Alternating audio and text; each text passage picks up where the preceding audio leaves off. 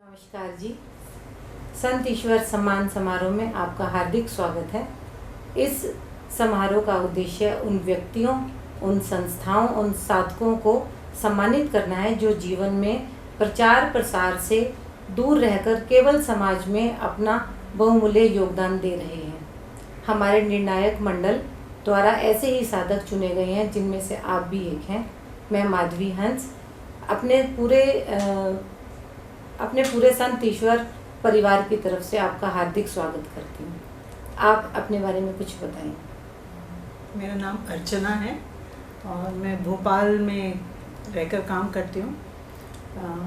मैं मूलतः एक फॉरेस्ट्री प्रोफेशनल हूँ और वानिकी की पढ़ाई भी की है और उसी में काम करती हूँ।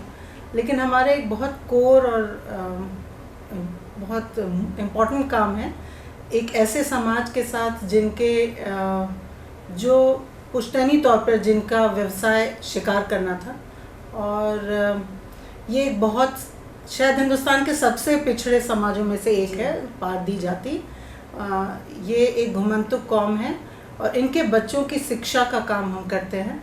तो मध्य प्रदेश और आसपास के इलाकों के बच्चे हमारे यहाँ आके पढ़ते हैं, और पढ़ते तो वो पास के स्कूल में हैं, लेकिन हमारे हॉस्टल में रहते हैं और स्कूल के अलावा बहुत सारी गतिविधियां हमारे साथ करते हैं। ये काम हमने करीब 10-12 साल से किया है और थोड़ा डिफ़िकल्ट इसलिए है कि ये जाति ऐतिहासिक कारणों से ये अंग्रेज़ों द्वारा क्रिमिनल ट्राइब्स घोषित की हुई थी, और विमुक्त करने के बावजूद इनकी एक ऐतिहासिक पिछड़ापन रहा है और इनका समाज में ट्रस्ट बहुत कम रहता है। तो ऐसे बच्चों को लाके पढ़ाना ये हमारे लिए एक लंबा काम रहा था और धीरे धीरे तो इसमें आपको सफलता मिल रही है। सेवा की प्रेरणा कहाँ से मिली? अगर आप पार्टियों के बीच जाएं जिसमें बहुत कम लोगों को ये अवसर मिलता है कि इस तरह की जातियों को भेद के अंदर जाने का मौका मिले, और आप कुछ न कर पाए, तो ये बहुत ही मुश्किल चीज़ है जी। बहुत कम लोग उन समाजों तक पहुंच पाए। हमारा ये सौभाग्य रहा कि किन्हीं कारणों से बेसिकली शिकार और शिकार के व्यवसाय को समझने के तौर में हमें इनमें कुछ इनसे संपर्क हुआ, और तो हमने देखा कि ये समाज अपने जो एक बदहाली से निकलने की कोशिश करता है, लेकिन न उसको समझ में आता है किस तरह से करें, न उसको कोई सहयोग मिल पा रहा है।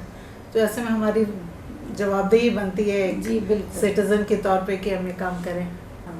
आपके लिए सेवा क्या है? सेवा का क्या महत्व है आपके जीवन में? मेरे ख्याल से हम में से हर कोई जिसको समाज ने कुछ दिया है परिवार के तौर पे या फिर किसी और तरीके से, उसको समाज को वापस देना उसका धर्म होता है, और ये शायद हमने अपने परिवार से सीखा है। मेरे ग्रैंडफादर ने बहुत ही ज़्यादा शिक्षा पे काम किया था, आज़ादी के पहले और आज़ादी के बाद। तो शायद ये परिवार में थोड़ा था, और मुझे ऐसा लगा कि क्योंकि मुझे और हम जैसे कुछ लोगों को इस समाज तक पहुंच मिली है, तो ये करना हमारा जवाबदेही बनता है। तो कितने वर्षों से आप इस सेवा के कार्य में हैं, और आपको क्या कठिनाइयों का सामना करना पड़ा, और आपके परिवार ने इसके लिए कोई सहयोग दिया?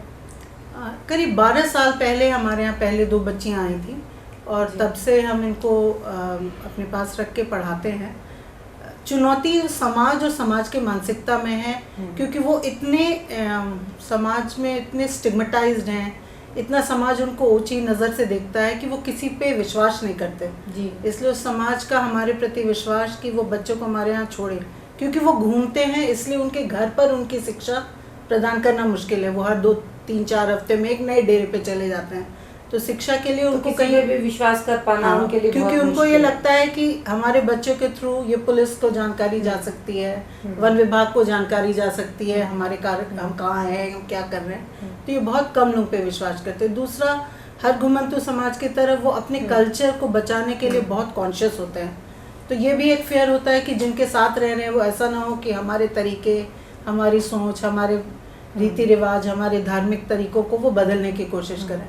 तो ये एक समाज के पास हरदम एक डर रहता है, और आपको उसको एड्रेस करना पड़ता है, और उनको आपको देख के ही फिर वो धीरे धीरे तय करते हैं कि हाँ, यहाँ हमारे बच्चे सुरक्षित हैं, हमें विश्वास किया जा सकता है या नहीं, कि वो हमारे और हमारे तौर तरीकों से हमारे बच्चों को मोड़ेंगे नहीं। जी जी। जैसे हम हैं, क्योंकि हर घुमंतु समाज की एक बहुत यूनिक छोटी सी कल्चर होती है, तो वो भी उसको प्रिजर्व करना चाहते हैं। उनकी अपनी एक भाषा होती है जिसको वो बचाना चाहते हैं। तो उनकी ये रहता है कि हम शिक्षा को सिर्फ अपना के अपना सब कुछ छोड़ने को वो तैयार नहीं है। तो आपको दोनों में, अगर आप उनके सिस्टम्स को रिस्पेक्ट करते हैं, तब वो आपको ट्रस्ट करके अपने बच्चों को भेजते हैं। जी बिल्कुल।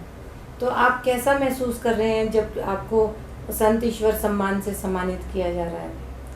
हाँ, ये मेरे लिए एक अच्छा सौभाग्य है and I feel very happy कि मेरे वर्क को किसी ने रिकॉग्नाइज किया है। और मुझे लगता है ये सम्मान से अगर इस जाति और इसकी कॉज को पहचान मिले तो ये बहुत बड़ी बात होगी। तो आज जब आप संत ईश्वर सम्मान समारोह के लिए यहाँ आए हैं और इसका एक हिस्सा बन चुके हैं, परिवार का भी एक हिस्सा बन चुके हैं, तो कैसा महसूस कर रहे हैं? हमारे लिए भी ये पल बहुत ही गौरव वाला है कि आप हमारे समाज, हमारे परिवार का हिस्सा हैं। आप कैसा महसूस कर रहे हैं? मुझे बहुत अच्छा लग रहा है और मैं जैसे जैसे यहाँ 2-3 दिन बिताऊंगी और अन्य अवॉर्डीज़ और संस्थाओं के बारे में और जानकारी लूँगी, तो मुझे लगता है ज़रूर ये एक मेरे लिए बहुत अच्छा अपॉर्चुनिटी है और बहुत अच्छी फीलिंग है। आपका बहुत बहुत धन्यवाद।